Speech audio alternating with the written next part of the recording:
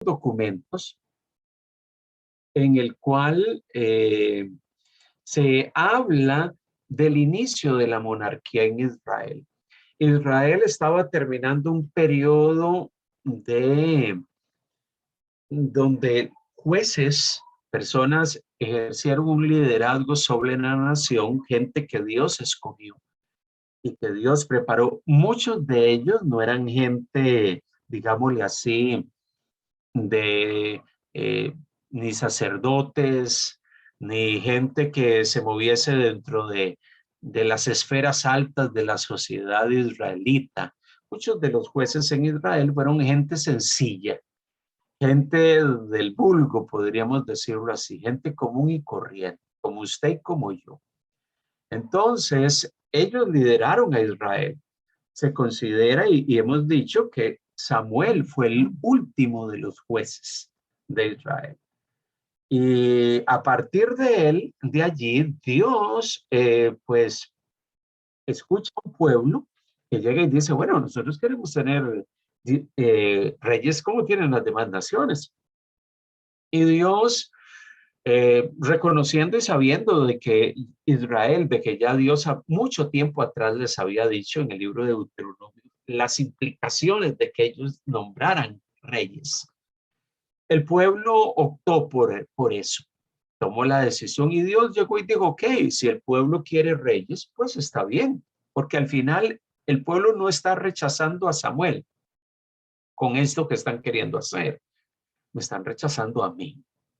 Y Dios fue claro con eso. El tema es que Israel quiso irse por allí. Interesante, porque Dios pudo haberles dicho que no. No, eso no va a ser. Pero Dios permitió que fuese así. Y por eso muchas veces hablamos de la voluntad permisiva de Dios. El hecho de que Dios permita muchas cosas no significa de que es su voluntad perfecta o lo que Dios desea o quiere. Muchas veces Dios, dentro de esa voluntad permisiva, permite que algunas cosas se susciten. Y ciertamente esta es una de ellas. La monarquía, con el paso del tiempo, cuando hacemos un examen de todo el periodo monárquico, nos damos cuenta de que la monarquía fue un fracaso. Fue un fracaso. La monarquía no cumplió las expectativas de lo que se quería. Y eso se pone en evidencia a lo largo de Primera, Segunda de Samuel, Primera, Segunda de Reyes, e inclusive en los libros de Crónicas. Se pone de manifiesto, porque eso no estaba en el propósito divino. Dios siempre dentro de su propósito divino había tenido en mente que Él era el rey sobre Israel y que ellos eran su pueblo. Pero bueno, Israel optó por ese camino. Terminamos Primera de Samuel leyendo la experiencia en la batalla de Gilboa, donde Saúl y su hijo Jonatán mueren en batalla. Esa situación generó una situación tensa. Si algunos piensan, o cuando usted ha leído estos libros, usted dice, bueno, es que murió Saúl, inmediatamente David fue entronizado como rey de todo Israel. No fue así. No fue así. Hubo un periodo de tensión, inclusive un periodo de, digámosle así, de tensiones internas en Israel por razón de la muerte de Saúl. Y vamos a concentrarnos hoy en los primeros capítulos. El libro básicamente se divide en tres partes fundamentales. La primera parte, que abarca los primeros 8 capítulos, que habla de los primeros años del reinado de David. Ahí se habla de las primeras experiencias, pero ese reinado de David no fue sobre Israel, sobre todas las 12 tribus. Él empezó a reinar en Judá, porque los habitantes de Judá decidieron que él iba a ser rey sobre esa región. Pero uno de los hijos de Saúl, que no murió en la batalla de Gilboa, fue entronizado como rey sobre otro sector de la nación. del territorio, Isboset. Vamos a estar leyendo de él. Entonces, esta tensión que se empezó a generar por razón de quién es el sucesor de Saúl. Saúl tenía un cúmulo de gente que lo respaldó, inclusive después de su muerte, que estuvo con él y que dijeron, aquí el que va a ser el sucesor de Saúl es uno de sus hijos. Y otros que dieron el respaldo a David. Entonces, durante muchos años hubo un periodo de tensión. Y cuando decimos los primeros años del reinado de David, es David reinando sobre Judá, desde Hebrón. Eso no significaba de que él reinaba sobre las 12 tribus de Israel, no. Entonces, eso creó un ambiente político de mucha tensión y eso lo encontramos en el libro. Usted no puede leer el libro sin percatarse de que esa tensión está ahí presente. Tal vez no es tan notorio o tan evidente, pero está presente. A partir del capítulo 9 se habla de David y de su corte y se dan detalles de algunas situaciones de David y el capítulo 20 hasta el 20 y el capítulo 21 hasta el 24 de algunos problemas y situaciones que se dieron en aquel momento histórico particular. Recordemos que ya segunda de Samuel, incluyendo prácticamente estamos hablando hasta Reyes 11, pues nos hablan de ese periodo del reinado de David. Entonces, nosotros nos vamos a concentrar hoy en los primeros capítulos. Obviamente, algunas de las sesiones que vamos a ver con el paso de los días, pues nos van a llevar a considerar algunos otros temas. Pero por ahora vamos a ver los primeros capítulos. Entonces, ¿qué hablan los primeros capítulos de este libro? Bueno, algunos detalles interesantes. Si empezamos a leer los primeros capítulos, por lo menos los primeros 4, de los cuales no vamos a verlos todos hoy, el hecho de que Saúl falleciese no solucionó el problema o la situación de David. Recordemos que David había estado escapando de Saúl por mucho tiempo, escondiéndose, huyendo de él. Inclusive David había hecho hasta pacto con los filisteos. Se fue a vivir a su territorio. Los engañó, haciéndose pasar por aliado de ellos. Y ellos pues estaban confundidos. Probablemente ellos decían, pero bueno, pero este es israelita, ¿cómo es posible que esté aquí y nos muestre su apoyo? Entonces, pero David nunca tomó acciones militares contra Israel. Más bien, él luchó contra algunos pueblos que eran enemigos de los filisteos, pero que también eran enemigos de los israelitas. Entonces, él fue muy estratégico. Él buscó la manera de ganarse el beneplácito de los filisteos, de poder estar en su territorio, porque en su propia tierra él no podía estar por razón de la persecución. Muere Saúl y lo primero que uno piensa es, inmediatamente David va a ser entronizado como rey. Pero no fue así. La historia nos dice que no fue así. Y había muchos obstáculos para que él pudiese ser nombrado inmediatamente rey de Israel. La primera de ellas, el primer obstáculo es que desde una perspectiva humana, no había seguridad de que David llegaría a ser rey. Humanamente, eso era imposible. ¿Por qué? Porque a Saúl, muerto, Jonatán, su hijo, muerto, a Saúl le quedaba un hijo vivo, Isboset, y él no murió en la batalla de Gilboa. Y lo interesante es que mire lo que dice Segunda de Samuel, capítulo 2. Segunda de Samuel, capítulo 2, que ahora vamos a estar leyendo estos capítulos con detenimiento, pero leo estos versos en particular. Dice, pero Abner fue el general, el principal general del ejército de Saúl. O sea, él era fiel a Saúl, lo fue hasta la muerte de Saúl.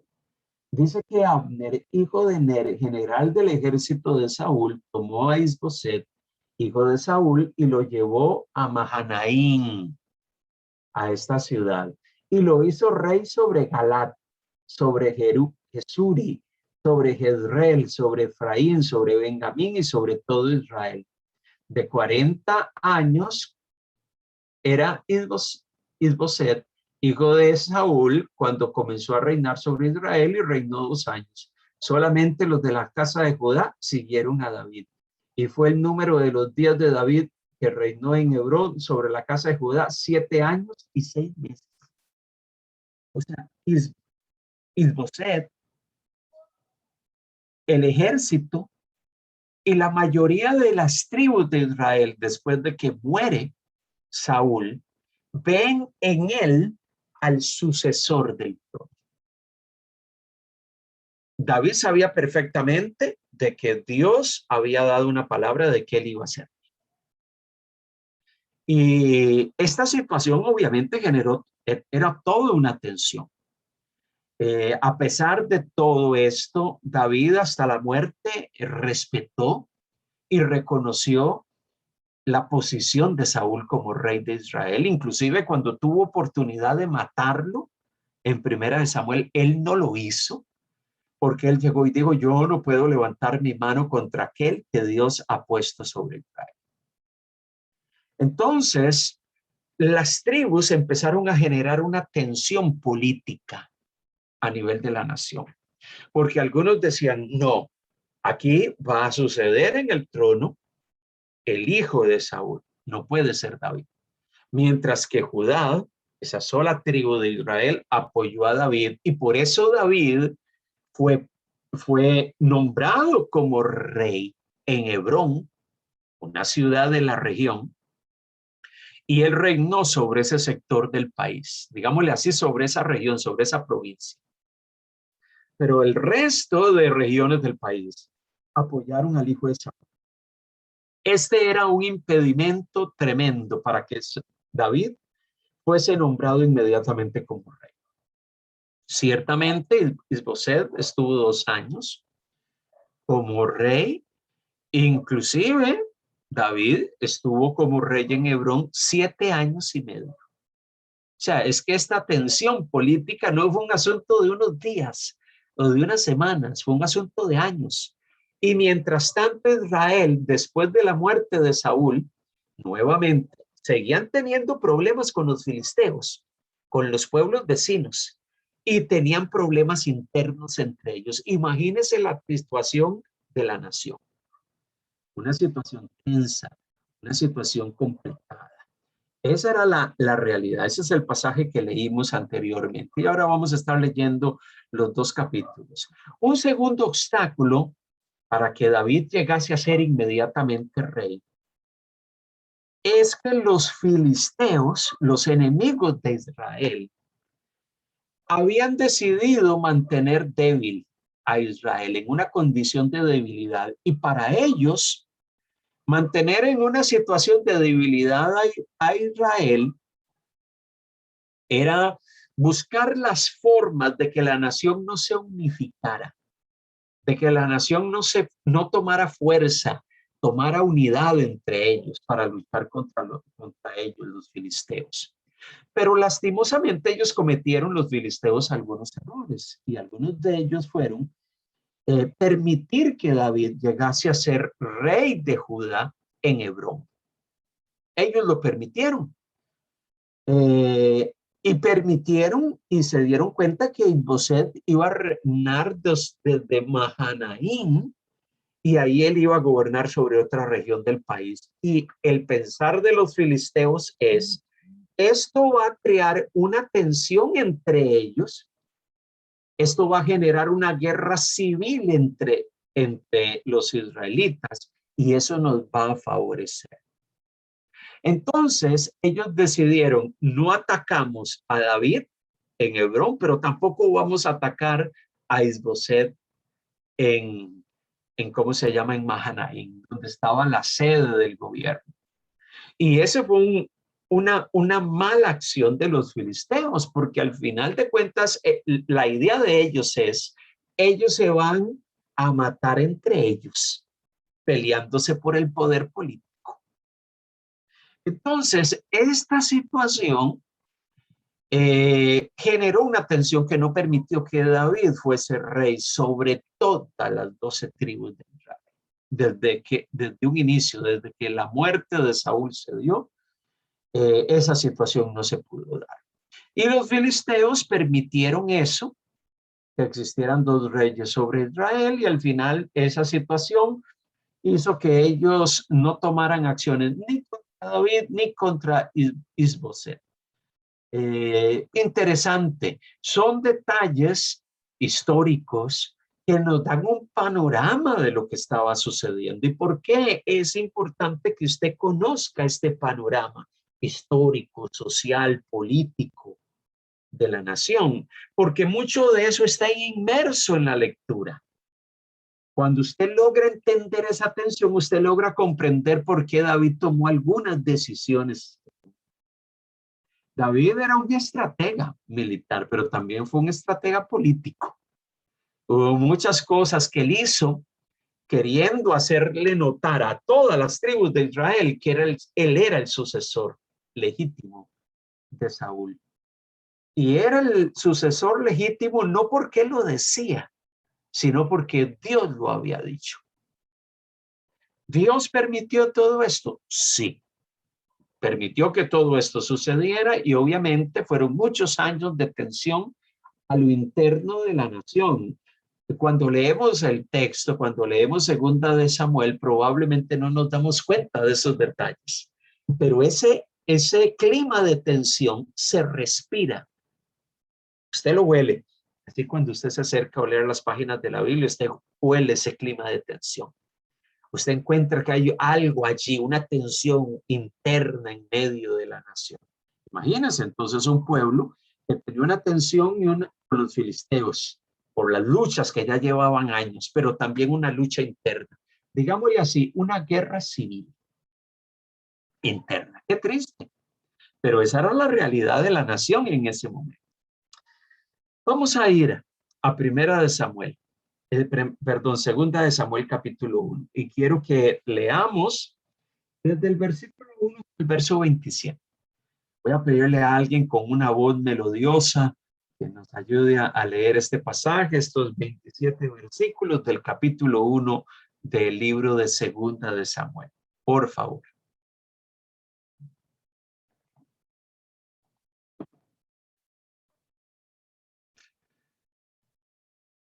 Un voluntario, sin temor, sin temor. Aquí nadie muerde ni come, así que pueden leer con tranquilidad.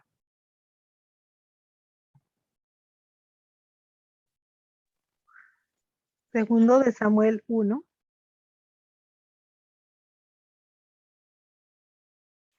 1:1. ¿Me escuchan? Hasta el versículo 27. Ok. Bueno, mi voz no es tan melodiosa, pero voy a leer. Después de la muerte de Saúl, David regresó de su victoria sobre los amalecitas y pasó 2 días en Siclag. Al tercer día, llegó un hombre del campamento del ejército de Saúl con sus ropas rasgadas y polvo sobre la cabeza en señal de duelo. El hombre cayó al suelo y se postró delante de David con profundo respeto. ¿De dónde vienes?, le preguntó David. Me escapé del campamento israelita, le respondió el hombre. ¿Qué sucedió?, preguntó David. Cuéntame lo que pasó en la batalla. Todo nuestro ejército huyó de la batalla, le contó. Murieron muchos hombres. Saúl y su hijo Jonatán también están muertos. ¿Cómo sabes que Saúl y Jonatán están muertos?, le insistió David al joven. El hombre respondió, sucedió que yo estaba en el monte de Gilboa y allí estaba Saúl apoyado en su lanza mientras se acercaban los enemigos en sus carros de guerra. Cuando se dio vuelta y me vio, me gritó que me acercara a él. ¿Qué quiere que haga?, le pregunté. Y él me contestó, ¿quién eres? Le respondí, soy un amalecita. Entonces me suplicó, ven aquí y sácame de mi sufrimiento porque el dolor es terrible y quiero morir. De modo que lo maté, dijo el amalecita David, porque me di cuenta de que no iba a vivir. Luego tomé su corona y su brazalete y se los he traído a usted, mi señor. Al escuchar las noticias, David y sus hombres rasgaron sus ropas en señal de dolor. Hicieron duelo, lloraron y ayunaron todo el día por Saúl y su hijo Jonatán, también por el ejército del Señor y por la nación de Israel, porque ese día había muerto a espada. Luego David le dijo al joven que trajo la noticia: ¿De dónde eres? Soy un extranjero, contestó, un amalecita que vive en su tierra. ¿Y cómo no tuviste temor de matar al ungido del Señor?, le preguntó David. Entonces le ordenó a uno de los hombres: Mátalo. Enseguida el hombre le clavó su espada a la amalecita y lo mató. Y David dijo: Te condenaste a ti mismo al confesar que mataste al ungido del Señor. David compuso un canto fúnebre por Saúl y Jonatán y ordenó que se le enseñara al pueblo de Judá. Es conocido como el Cántico del Arco y está registrado en el libro de Jacer. Oh Israel, tu orgullo y tu alegría yacen muertos en las colinas. Oh cómo han caído los héroes poderosos. No lo anuncien en Gat, ni lo proclamen en las calles de Ascalón, o las hijas de los filisteos se alegrarán y los paganos se reirán con aires de triunfo. Oh montes de Gilboa, que no caiga sobre ustedes lluvia ni rocío, ni haya campos fructíferos que produzcan ofrendas de grano. Pues allí donde se contaminó el escudo de los héroes poderosos, el escudo de Saúl ya no será ungido con aceite. El arco de Jonatán era potente y la espada de Saúl realizó su trabajo mortífero. Derramaron la sangre de sus enemigos y atravesaron a muchos héroes poderosos. Cuán amados y agradables fueron Saúl y Jonatán. Estuvieron juntos en la vida y en la muerte. Eran más rápidos que águilas, más fuertes que leones. Oh mujeres de Israel, lloren por Saúl, porque él la vistió con lujosas ropas escarlatas, con prendas adornadas de oro. Oh, cómo han caído los héroes poderosos en batalla. Jonatán yace muerto en las colinas. Cómo lloro por ti, Jonatán, hermano mío. Oh, cuánto te amaba. Tu amor por mí fue profundo, más profundo que el amor de las mujeres. Oh, cómo han caído los héroes poderosos, despojados de sus armas, yacen muertos. Gracias. Qué hermoso pasaje este capítulo 1. Y es interesante porque el pasaje llega y dice que David estaba en Ciclag. En este lugar eh, le llegan las noticias de que Saúl y Jonatán habían muerto. Las noticias las trae un amalecita, un miembro de un pueblo que era enemigo de Israel, y él le da la noticia. Él, desconsolado, empieza a preguntar, pero ¿qué fue lo que pasó? Y este hombre, que había recorrido casi 160 kilómetros para llegar hasta Ciclag, desde Gilboa, da las noticias, las malas noticias de la muerte del rey de Israel. Y David se interesa en saber qué había pasado. Obviamente, el texto pareciese indicar que este hombre probablemente sí mató a Saúl, pero no necesariamente porque Saúl se lo pidió. Probablemente la historia que él contó fue una historia para tratar de salvarse, una historia para que dijesen, bueno, lo que hice lo hice porque el rey de Israel me lo pidió, porque estaba herido o porque estaba en una condición donde sus enemigos le iban a tomar y él prefirió morir y me pidió que lo matara. Entonces, algunos estudiosos del libro de Samuel dicen que él básicamente buscó una manera de tratar de salvaguardarse y salvarse. Al final de cuentas, David toma la decisión de matarlo, como se expresa allí, aun cuando él reconoce abiertamente que él lo había matado. Pero el haber tomado, el haber realizado este acto fue porque Saúl se lo había solicitado. Ciertamente la historia no nos dice si él estaba mintiendo o no estaba mintiendo, si la historia de él era verídica o no era verídica, si Saúl se lo pidió o no se lo pidió. Por lo menos fue lo que él narró, lo que él narró.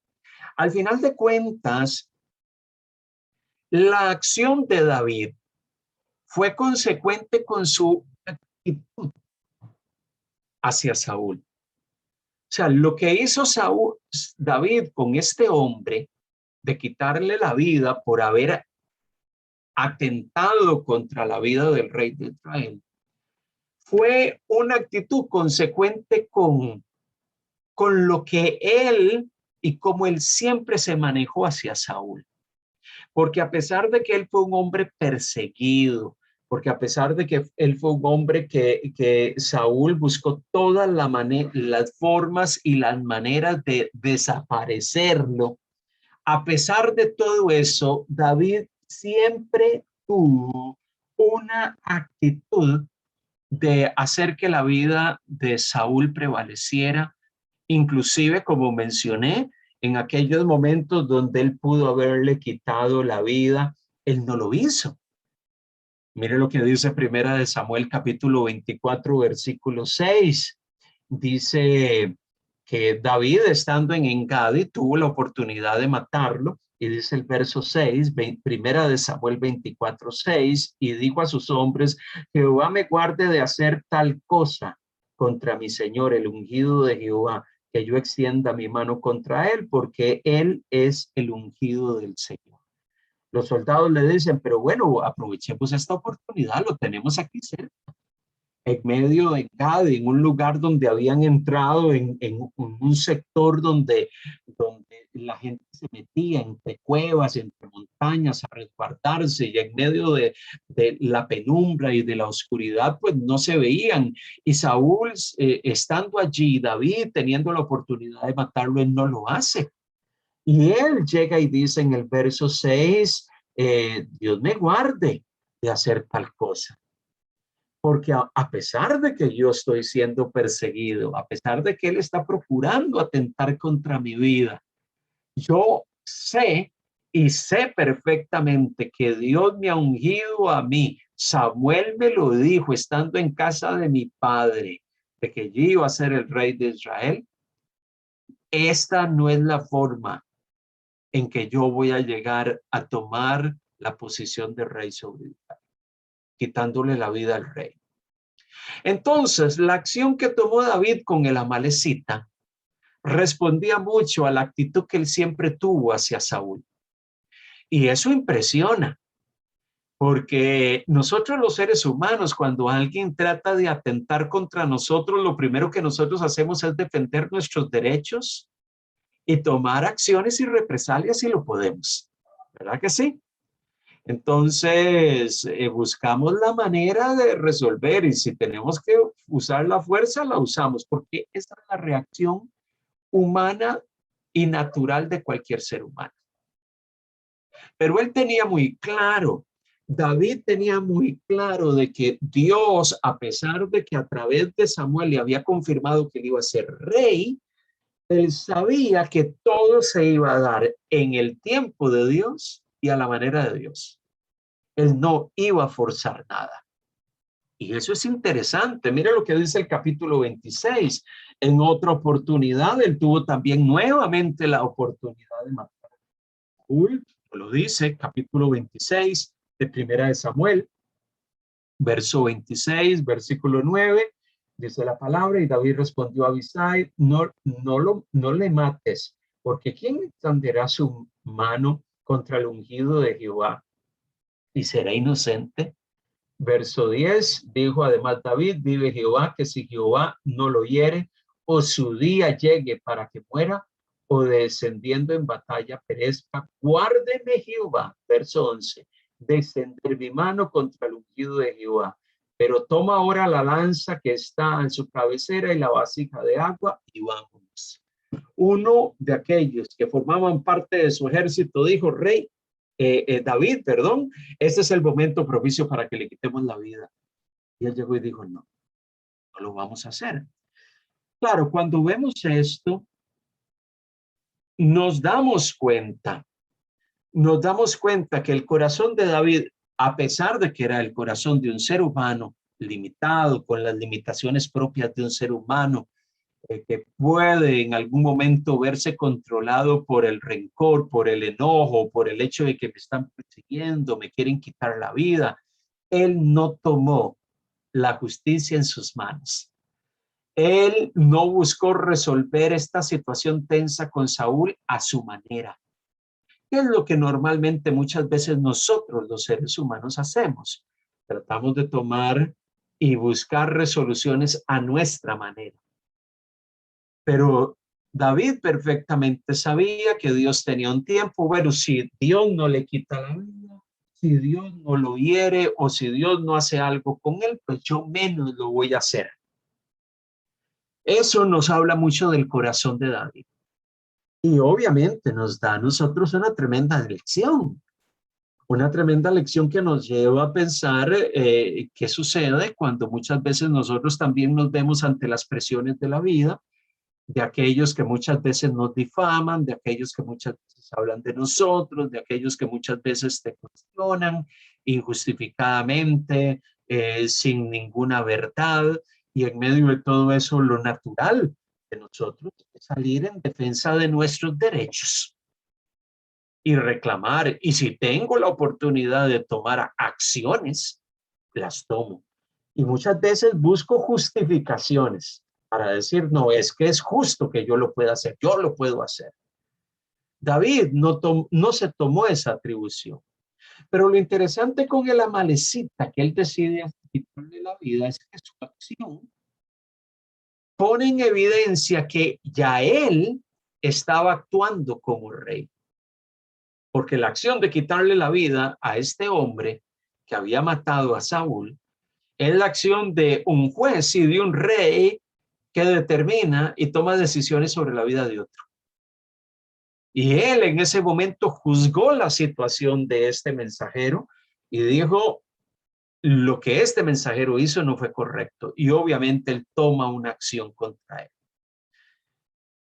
Todo esto nos empieza a poner en un escenario interesante.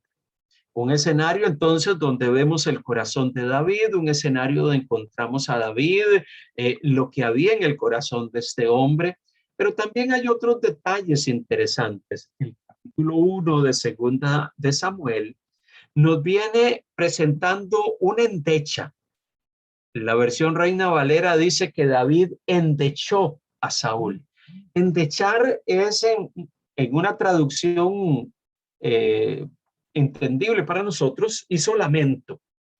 En el mundo antiguo, cuando había sufrimiento, cuando había una situación de crisis, una situación de dolor, una situación de muerte, la gente endechaba. ¿Y qué es lo que hacían? Digamos, moría alguien, se rasgaban las vestiduras, tomaban ceniza y la ponían sobre su cabeza. Esa era una señal de duelo, de dolor por algo que sucedió. Dice la Biblia aquí que él endechó, pero él compuso un canto, él compuso un poema, inclusive llega y dice que el poema llevaba hasta un nombre, estaba escrito en un libro, ¿cómo se llama? En el libro de Jacer, un documento que no tenemos, que también es citado en algunos otros lugares del Antiguo Testamento, pero que es un documento antiguo que no tenemos en nuestras manos. O probablemente era un libro de registro de la historia de Israel y, y ¿cómo se llama? Y se dice que allí él compuso en ese momento ese poema, ese cántico y que y dijo que debía enseñarse a los hijos de Judea, que aquí que está escrito en el libro de Jacer, y el autor llega y dice que David compuso este poema, este cántico, y ese cántico fue impreso, fue escrito y puesto en un libro en particular. Pero nosotros tenemos ese cántico, tenemos ese lamento, pero cuando usted lee ese cántico, usted no lee en ese cántico una perspectiva de enojo de David hacia Saúl. Si usted lo lee con detenimiento, desde el versículo 17 al 27, presenta una perspectiva humana de Saúl. A pesar de que Dios lo había rechazado, él era el rey. Y él menciona el dolor que había en medio de la nación por la pérdida del rey. Él en ningún momento puso palabras de reclamo por lo que Saúl hizo a lo largo de tantos años. Él en ningún momento desahogó ahí su corazón en ese cántico expresando su enojo por causa de la persecución que Saúl había montado contra él durante tanto tiempo. Usted no encuentra nada en ese cántico. Más bien usted encuentra detalles donde él expresa que él fue un líder para la nación, que él trajo unidad sobre la nación, que él hizo retroceder a los enemigos de Israel y que él hizo prosperar la nación. Y cuando usted lee eso, esas son las palabras de un hombre perseguido que le compone a su perseguidor una canción. Es como que alguien se levante contra usted, empieza a decir cosas de usted, a hacer cosas contra usted que no están bien, a decir cosas incorrectas sobre usted y que usted le componga una canción hermosa, reconociéndole los atributos y las cosas hermosas que tiene esa persona. Para nosotros, los lectores modernos, pensar en ese tipo de actitud nos parece extraño, ¿sí o no? ¿Verdad? Eso nos parece extraño. Porque cuando alguien nos hace algo y nosotros hablamos de eso, en algún momento, como digo yo, se nos abre la herida. Y lo primero que empezamos a decir es, sí, sí, sí, era buena gente, pero me hizo esto. Pero actuó de esta manera y Dios se lo pagó. Y empieza a salir ahí como digo yo, la pus por la herida, ¿verdad? El resentimiento, la amargura, el enojo, la inconformidad, pero David no hizo eso. Él reconoció el liderazgo de Saúl. Saúl podía ser un hombre con el carácter complejo, podía ser un neurótico, podría ser un hombre difícil, podría haber sido un hombre con un temperamento volátil que cambiaba de un momento a otro, pero David reconoció que él era el hombre que Dios permitió que estuviese al frente de la nación. Tremendo, mis hermanos, porque yo cuando leo este poema, yo digo, Dios mío, ¿cuánto me enseña a mí esto en cuanto a mi actitud contra aquellos que se levantan contra mí? Aquellos que en algunos momentos hablan contra mí, aquellos que en algún momento vienen, cuestionan, señalan. La actitud de David fue una actitud de reconocer, a pesar de que probablemente David en el fondo conocía el lado oscuro de Saúl. También conocía las cosas negativas en este hombre, pero él no las sacó a relucir. Él no compuso el canto y el poema y empezó a sacar a relucir los trapos sucios de Saúl. Él no empezó a sacar aquellas cosas feas que normalmente nosotros sacamos a relucir para que la gente sepa, no, es que todo mundo tiene que darse cuenta que este hombre era así. Y es que todo el mundo se tiene que dar cuenta, ustedes lo veían ahí sentadito en el trono, muy bonito, hablando muy lindo, pero era un horror de persona, ¿no? David no tomó esa actitud. Eso me pone a mí en evidencia y me pone de manifiesto también cuál tiene que ser mi actitud, porque hay lecciones que inclusive, como les dije, aprendemos de todo esto. Lecciones que nos llevan a reconocer, a entender y a darnos cuenta de que el hombre de Dios aprende a saber que nuestra no es la venganza. Y si hay alguien que va a tomar acción contra aquellos que actúan injustamente contra nosotros, es Dios. Eso significa de que, pero pastor, pero hay gente que me hace cosas malas. Claro, todos nosotros hemos tenido personas que en algún momento han hecho cosas que no han sido agradables contra usted. Pero la actitud de aquellos que son controlados por el Señor o que procuran reconocer delante de Dios que necesitamos de la gracia divina para que en esos momentos complejos Él nos controle y nos domine, Necesitamos tener eso presente en nuestras vidas. Y este ejemplo de David es un ejemplo interesante. Obviamente David tenía un amor especial hacia Saúl, a pesar de todo, hacia sus hijos, hacia Jonatán. Dice que él tenía un vínculo casi de hermanos con él.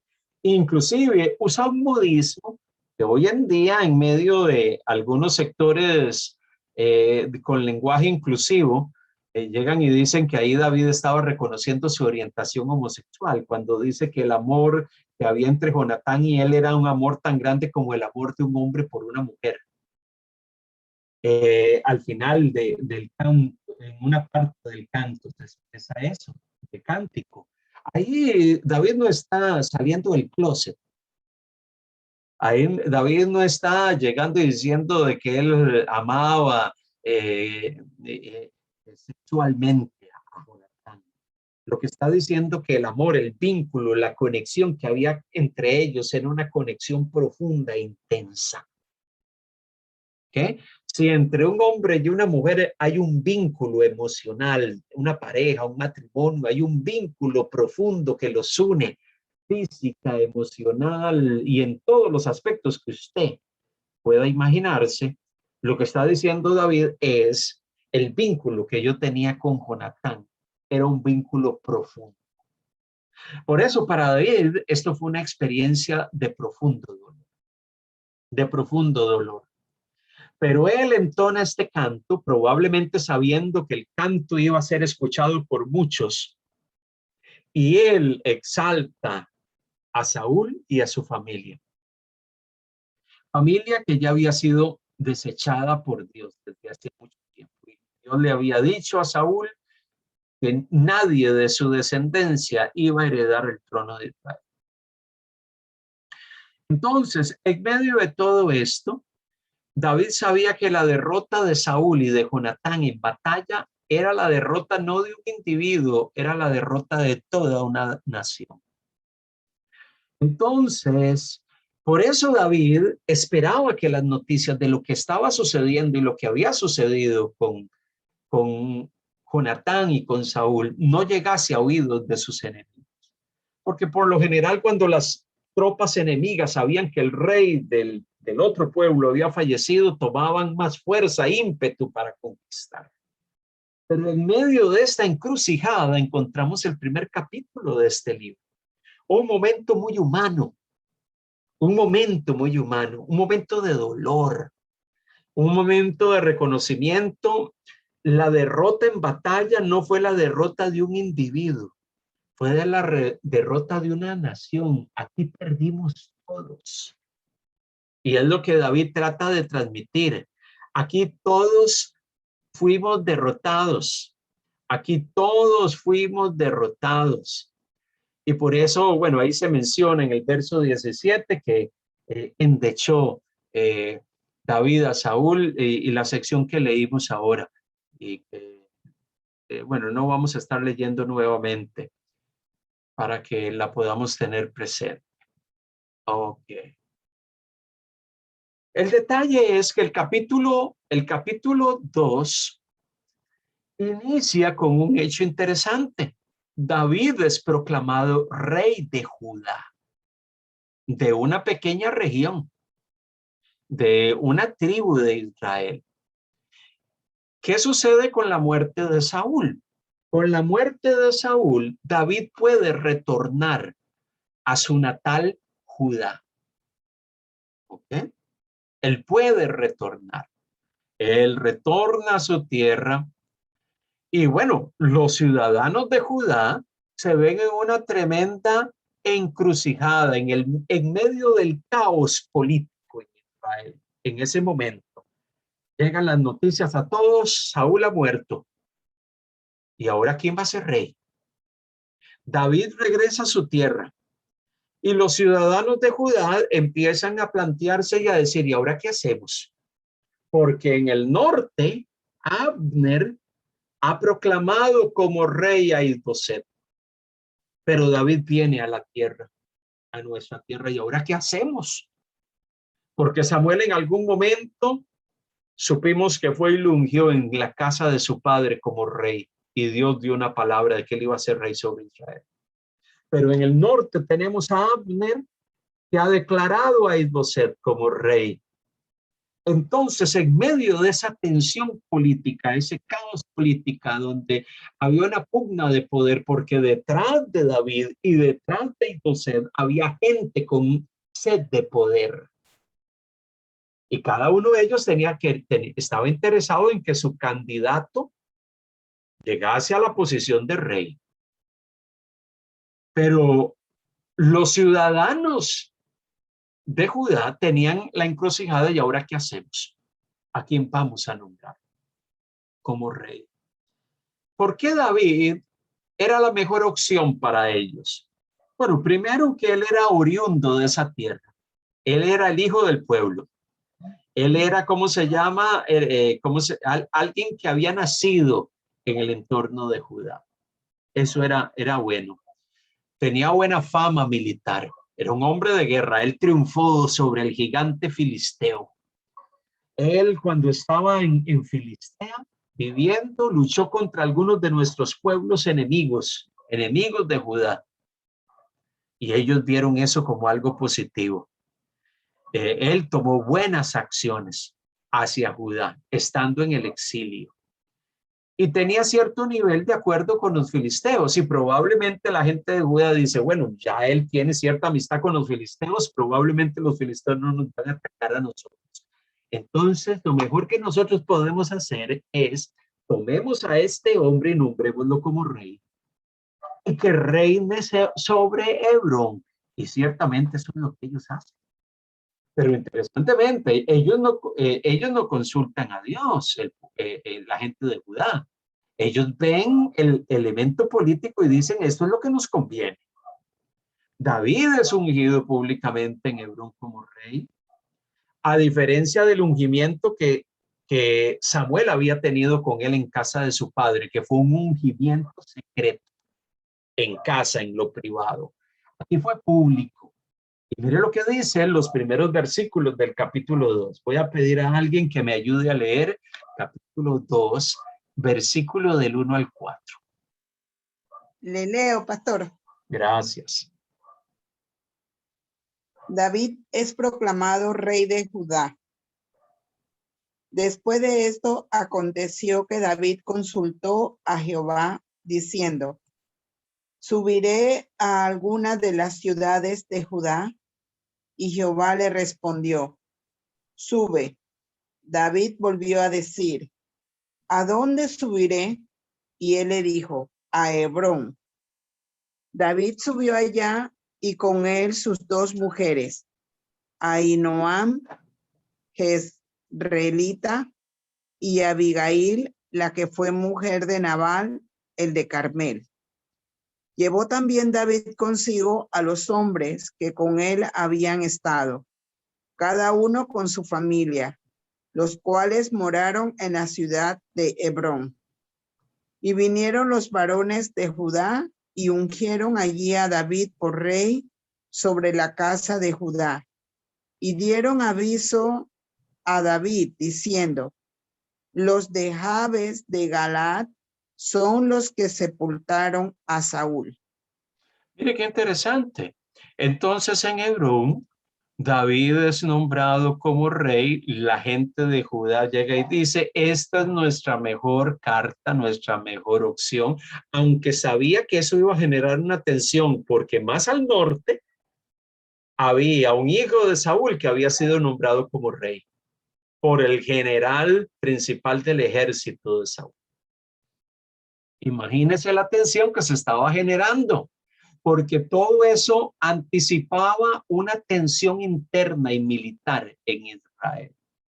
Pero inmediatamente le comunican a David de que la gente de Jabes, de Galaad, fueron los que sepultaron a Saúl. Bueno, Saúl era de esa región de Galaad, y lo interesante de todo esto es que David sabía que esa gente de Galaad se había llevado el cuerpo de Saúl para sepultarlo porque él era de esa región.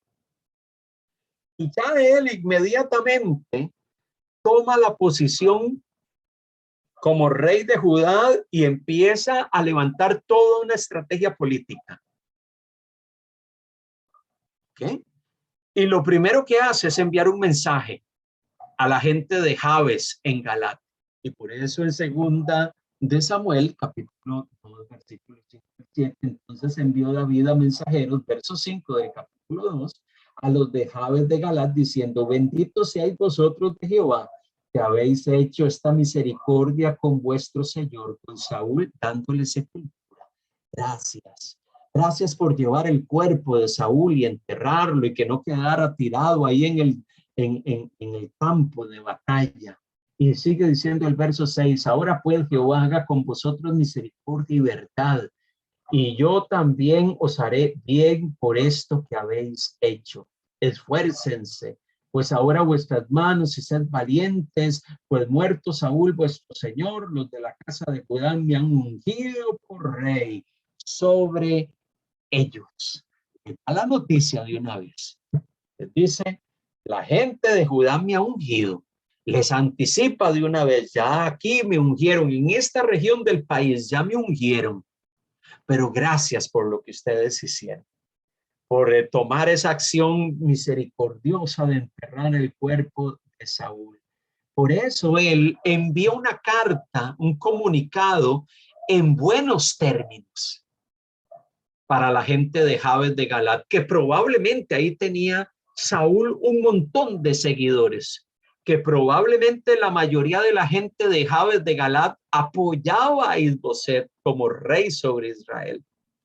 Pero David llega y dice: voy a enviarles noticias de que me han nombrado como rey de Judá en Hebrón y les voy a dar agradecimiento por lo que hicieron.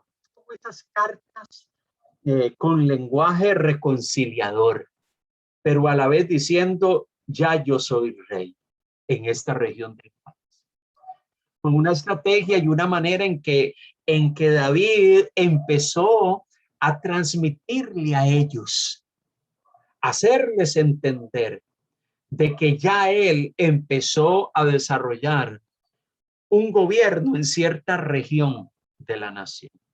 Un mensaje para los ciudadanos fuera de Judá, no solo la gente de Jabes de Galat, de que él era el auténtico sucesor de David. Pero recordemos, David estaba en Hebrón, al sur. Isboset estaba en Mahanaim, al norte, donde se estableció como rey sobre todo ese sector del país. Recordemos, en esa época Jerusalén no estaba en manos de los israelitas. Allí vivían los jebuseos, la tribu de los jebuseos, y controlaban Jerusalén. Jerusalén no existía como capital del reino en esa época. Por eso Isboset se establece en un lugar, David se establece en otro, y él empieza a buscar las maneras y las estrategias políticas para tratar de comunicarle a toda la nación: Dios está conmigo, he sido nombrado como rey.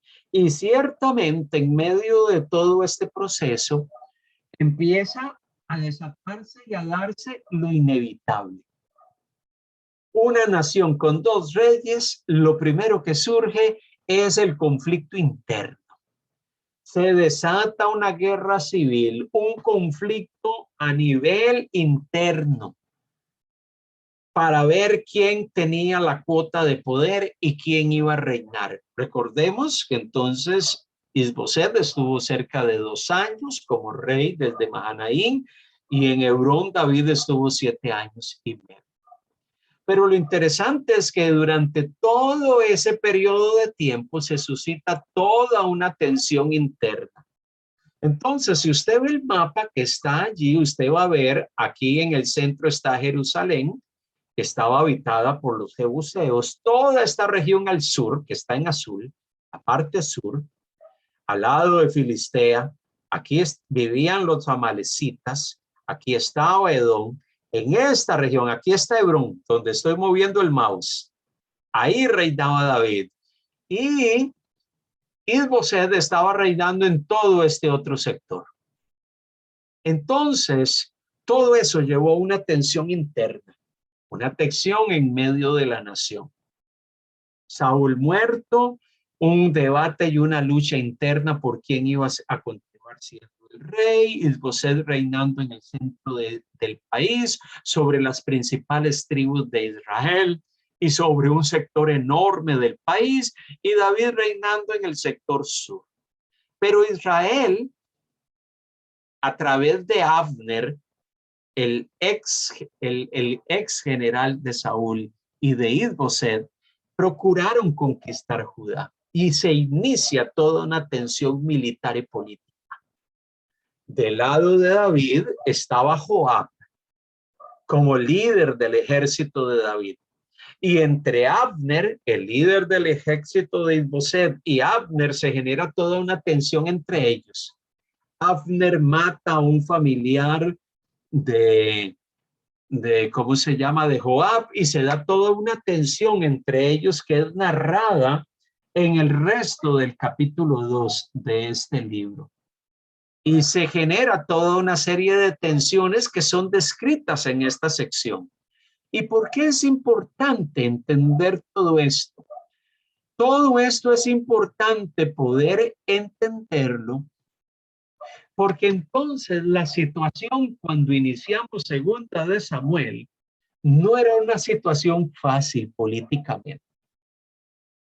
La evidencia que se pone de manifiesto es que la nación, a pesar de que todos eran israelitas, todos tenían cierto favoritismo hasta ciertas personas que ellos consideraban que eran los que debían de tener la cuota de poder sobre la nación. Qué tremendo es cuando en medio del pueblo de Dios encontramos una nación, un pueblo fragmentado y dividido.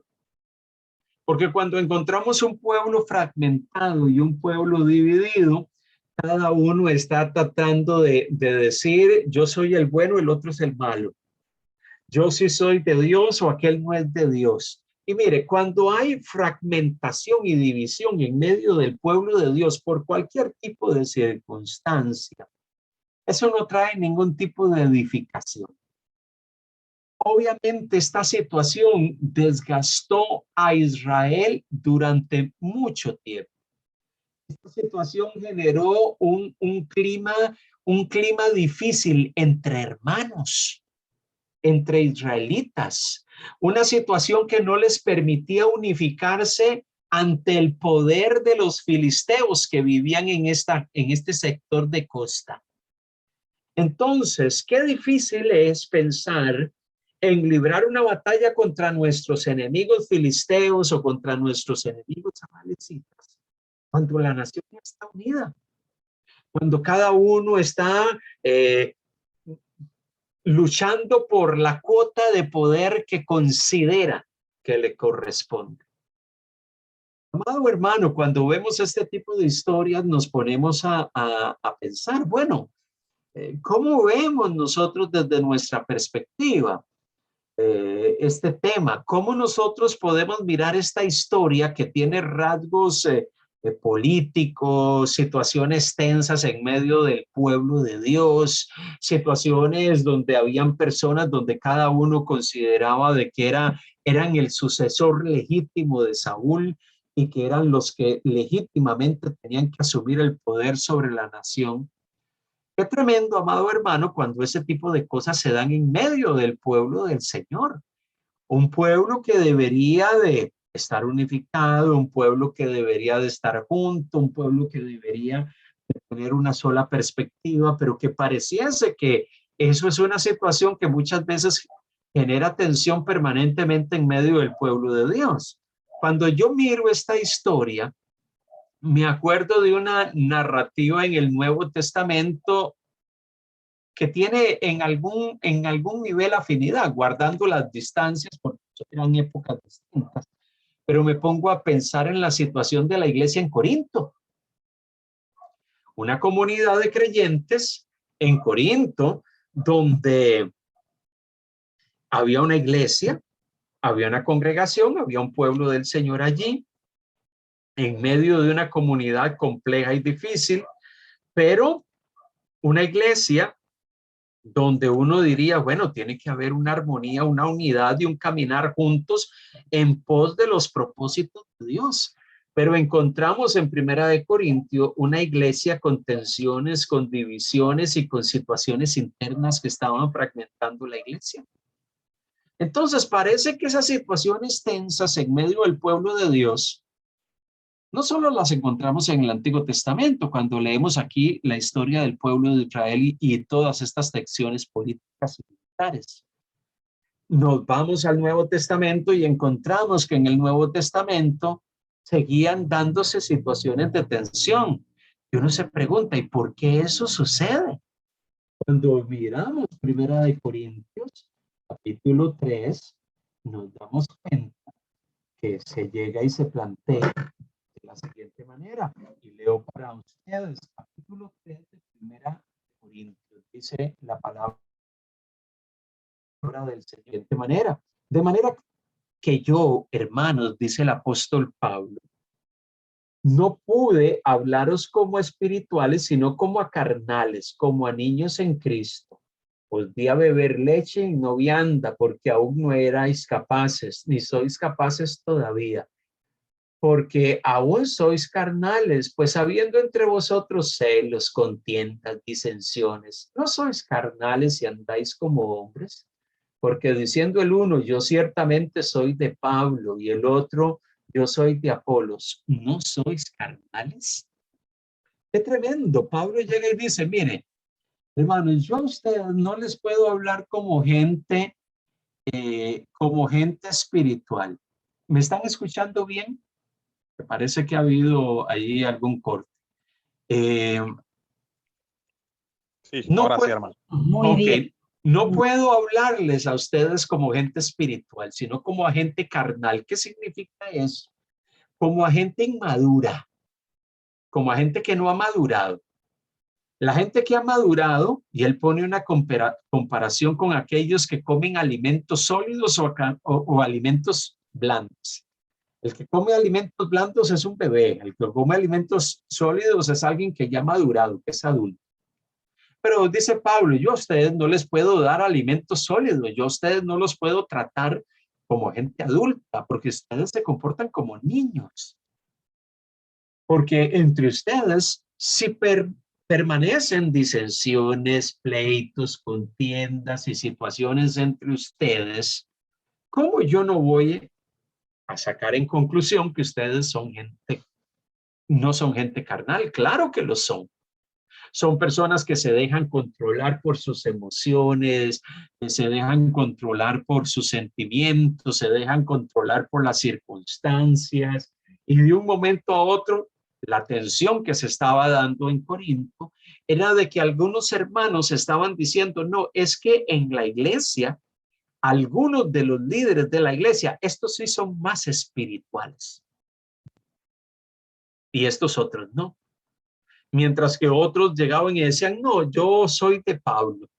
Pablo sí es un líder especial, Pablo sí es un hombre de Dios. Mientras que otros probablemente miraban a Apolos y decían, no, él sí es un maestro, él es un hombre tremendo, un hombre del Señor, lleno del Espíritu de Dios. Y aquello estaba generando tensiones, no era simplemente un sentimiento de que me siento identificado con alguien. Es que esa situación estaba generando tal nivel de tensión en medio de la iglesia, en medio de la congregación, en medio del pueblo del Señor, que estaba dañando y generando tensiones complejas en medio de la congregación. Entonces, mire cómo Samuel, segunda de Samuel, nos habla de tensiones en medio del pueblo, pleitos, guerras civiles por causa de quién es el sucesor legítimo, quién debe de estar sentado en el trono. Y en Corinto, en el contexto del Nuevo Testamento, encontramos a una iglesia también debatiéndose en tensiones, en pugnas internas, en situaciones que se estaban dando en medio del entorno de la iglesia.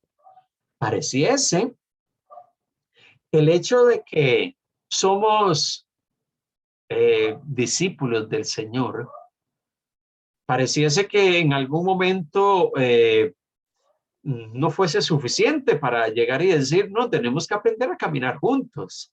Tenemos que aprender a resolver nuestros conflictos.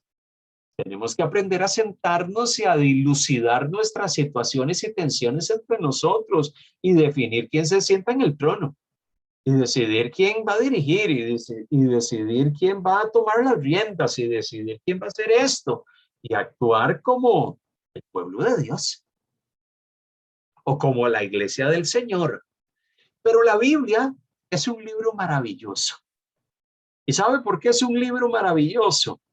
Porque es un libro que nos habla las cosas con una absoluta honestidad. Inclusive aquellos que son parte del pueblo de Dios, que son hijos del Señor, que son discípulos de Cristo, muchas veces son presentados desde su condición humana. Ahí no es que se tapa y tratamos de hablar, no, es que estos son muy espirituales y esto sí es un hombre que ama al Señor y tratar de presentar el lado bonito. La Biblia también en muchos momentos presenta el lado no tan bonito del pueblo de Dios, de la iglesia del Señor y de algunos hombres o mujeres de Dios. Entonces, esa perspectiva nos plantea una realidad, la realidad de que como hijos de Dios, como pueblo del Señor, deberíamos de aprender a resolver nuestras situaciones de la mejor manera. Pero nosotros preferimos buscar armar los cuadriláteros. Armamos un cuadrilátero, nos ponemos los, ¿cómo se llama? Los guantes de boxeo, miramos al hermano que está frente a nosotros y le decimos, bueno, le enseñamos los puños y le decimos, ¿qué quiere? ¿Cementerio u hospital? Y nos empezamos a dar de puñete. Y uno se dice, ¿pero cómo?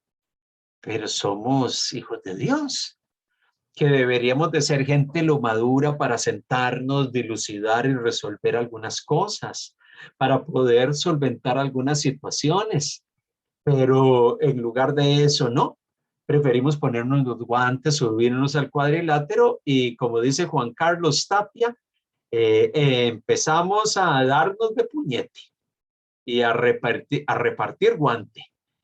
Eso es lo que sucede muchas veces lastimosamente en medio de nosotros, lo cual pone en evidencia que nos dejamos controlar por nuestra humana naturaleza en algunos momentos, inclusive aquellos que nos llamamos pueblo del Señor, pueblo del Señor. Y es triste, pero esto es algo que necesitamos aprender como una lección para decir cómo podemos, como iglesia de Dios y como discípulos de Cristo, como pueblo de Dios, del Señor, tratar de manejar estas situaciones de una manera diferente, donde podamos llegar a consensos, donde podamos caminar juntos, donde podamos tomar las mejores decisiones en función del pueblo. Mire, yo aprendo en estos primeros 2 capítulos, segunda de Samuel, mucho de David, porque David podía haber entonado un canto, compuesto un canto, o haber levantado todo un enunciado, una proclamación hablando todo lo malo de Saúl. Pero él no lo hizo, porque probablemente él, que conocía muchas de las facetas de la personalidad de Saúl, él prefirió, y a pesar de que mucha gente probablemente también conocía esas facetas de Saúl, él prefirió no concentrarse en lo negativo del que había sido rey sobre Israel. Y él se concentró en tratar de alentar al pueblo en medio de un momento difícil. Inclusive de usar palabras lindísimas para hablar de Saúl. Alguien podría decir, es que Saúl ni se merecía que David lo hubiese tratado de esa manera, ya después de muerto. Mejor hubiese dicho las cosas como fuesen. Pero probablemente David estaba pensando en el pueblo. Estaba pensando que la crisis que vivía la nación era un asunto que estaba afectando a todos, inclusive a él. Esta era una situación que dañaba al pueblo y por eso él trató de buscar las mejores maneras de poder transmitir que Dios ciertamente lo había llamado como rey, pero él siempre respetó el hecho de que Saúl era el hombre que Dios había elegido sobre Israel. ¿Se equivocó? Probablemente sí. ¿Tomó acciones incorrectas en medio de su camino? Probablemente sí. Pero él no tomó la posición de reclamar derechos, de atacar la personalidad y el carácter de ¿cómo se llama? De Saúl. Él más bien llegó y dijo, vamos a procurar, vamos a tratar de unificar en estos momentos difíciles a la nación. Qué tremendo es poder tener el carácter.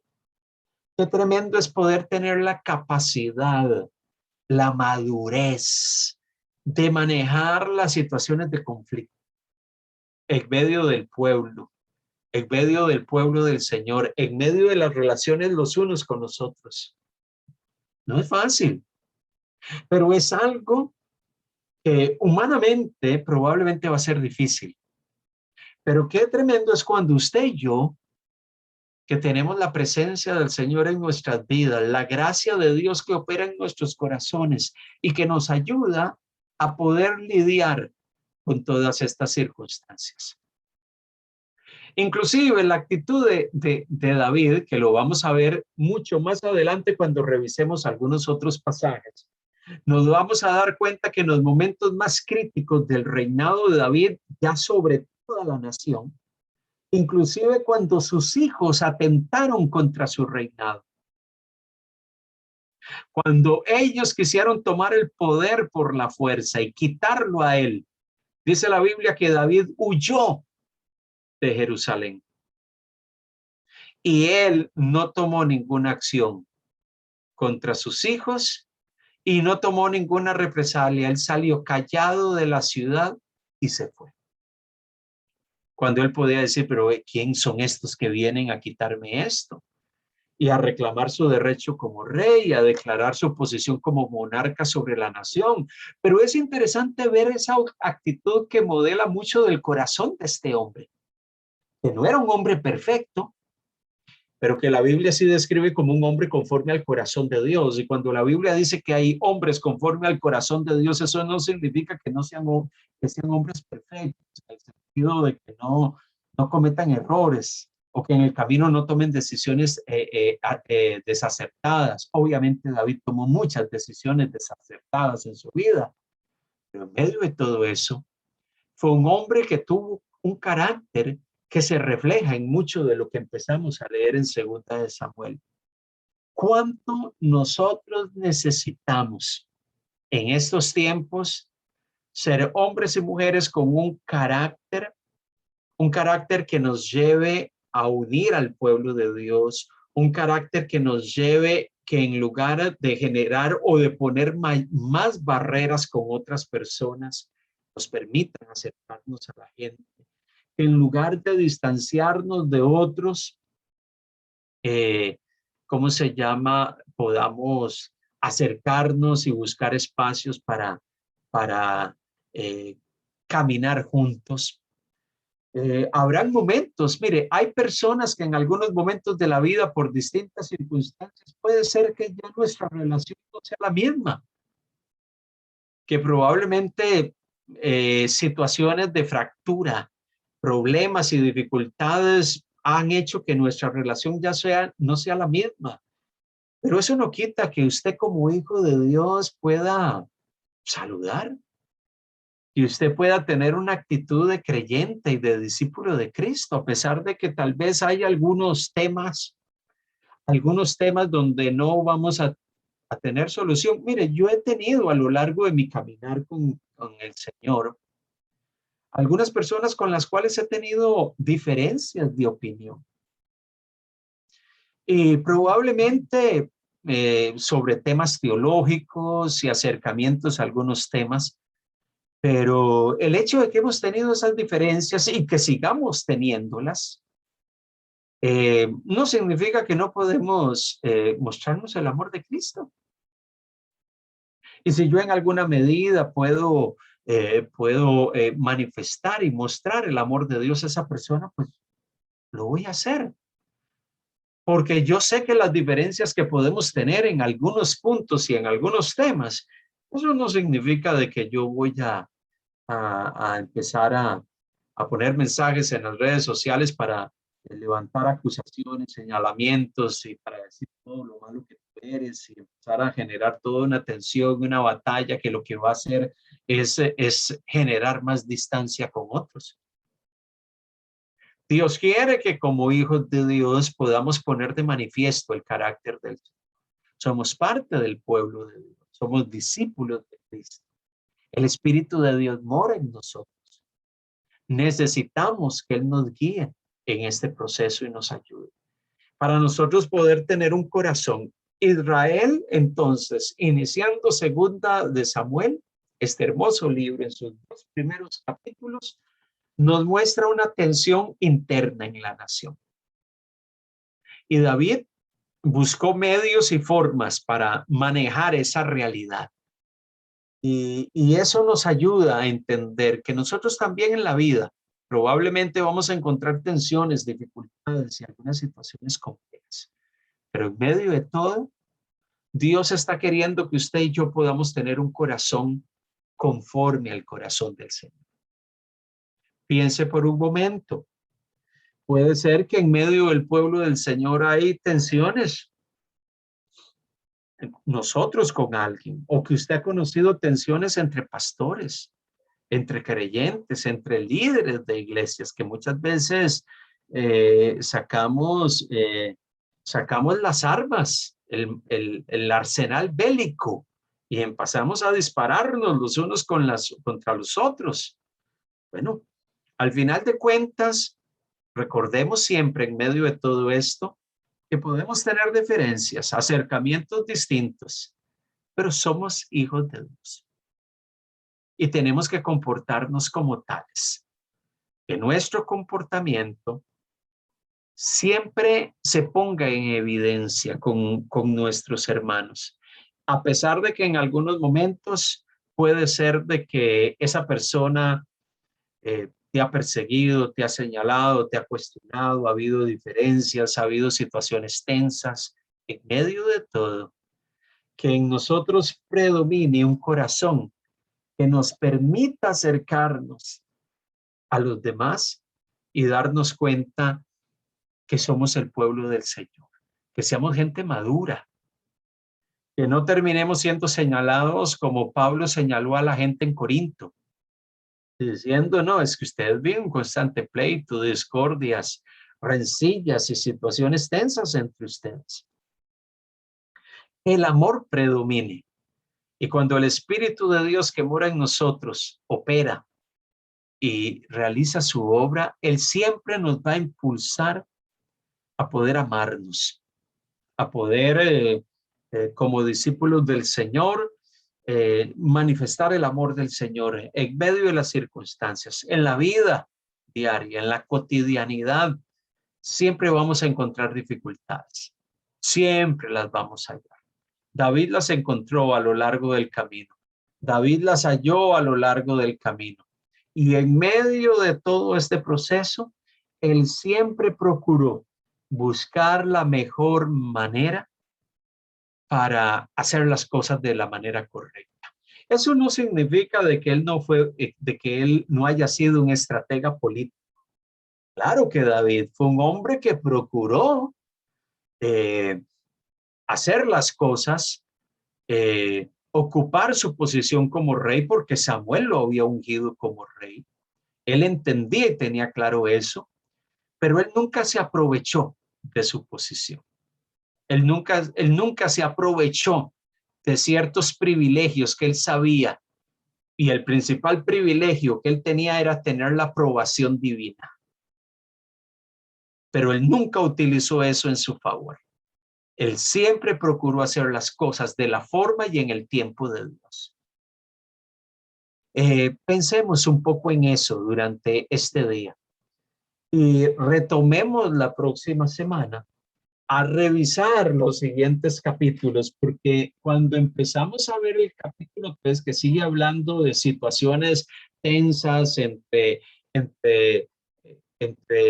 líderes militares de Isboset y de David, situaciones que se dan, se nos sigue narrando en el capítulo 3, en el capítulo 4, esas tensiones políticas hasta el punto de que ese rey que había sido nombrado por Abner, hijo de Saúl, Isboset, es asesinado después de 2 años de reinar en Mahanaim. Entonces, el clima de la nación no era un clima propicio, no era un clima fácil. Habían tensiones profundas, pero en medio de todas esas tensiones, a David le tocó desarrollar su liderazgo en medio de la nación.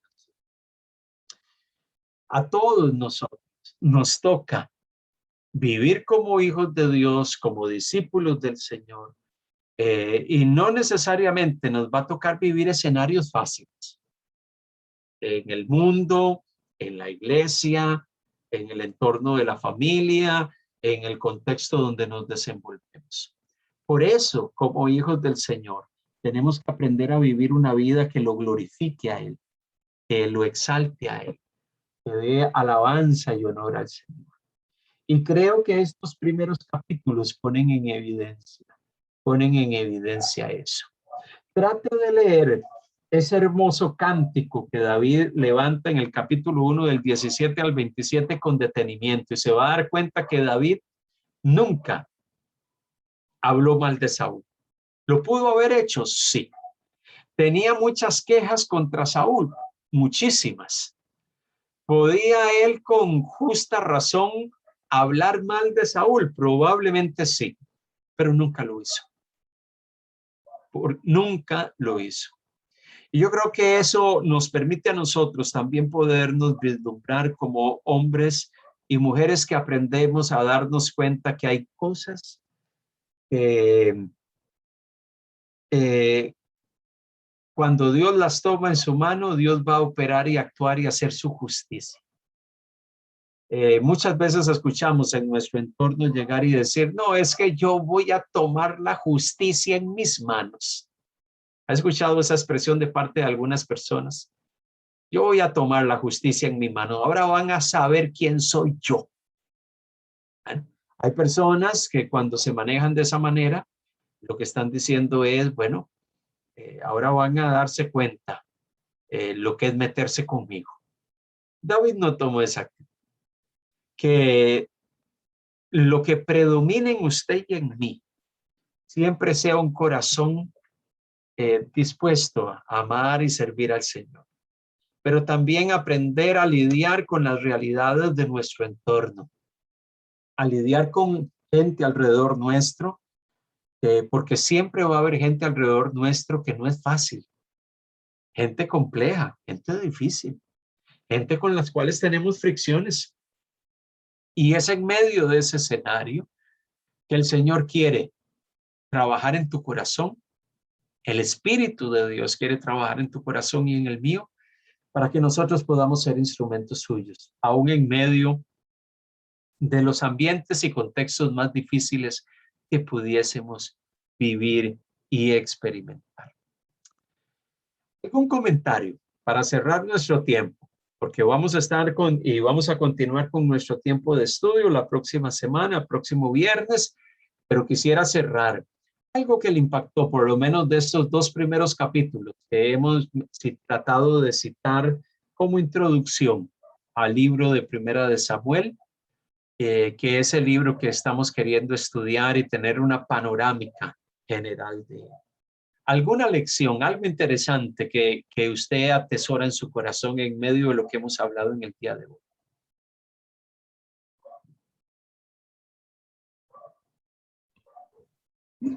Sí, hermanos. Aquí vemos de alguna manera, en el caso nuestro, la vida de David, y vimos algo de la iglesia de los Corintios.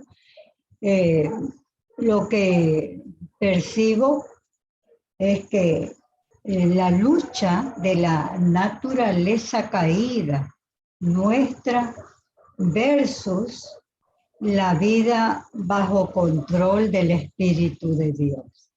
David tuvo una vida con mucho temor de la presencia de Dios. Y acá en el caso de los hermanos de la iglesia de Corintios, de los Corintios, en medio de la inmoralidad que había allí, esas tensiones entre los miembros, a qué grupo pertenecía, nos hacen ver que hay una constante lucha en nuestras vidas, queriendo una de las dos gobernar, nuestra naturaleza caída o una vida controlada por el Espíritu Santo. Gracias, hermano. Gracias, hermana Adela. La pregunta es, ¿a quién vamos a permitir que controle? Que ejerza control, que ejerza acción en nuestras vidas. Si usted brinda espacio al Espíritu de Dios para que Él día a día trabaje en su corazón, Él nos va a ayudar en medio de esa lucha interna que libramos. Pero si nosotros nos dejamos controlar por otras emociones, por otras reacciones, por otras actitudes, obviamente lo que va a salir a relucir y lo que va a predominar en nosotros no necesariamente es el fruto del Espíritu. Lo que va a prevalecer en nosotros son las obras de la carne, todas aquellas cosas propias de la naturaleza caída. Por eso necesitamos traer día a día delante del Señor nuestro corazón, traer nuestro corazón. Y por eso vamos a orar y vamos a pedirle al Espíritu de Dios que Él nos ayude, que Él venga, tome control, opere y actúe en medio de nuestros corazones, para poder ser los hombres y mujeres que Dios quiere que seamos. Padre, en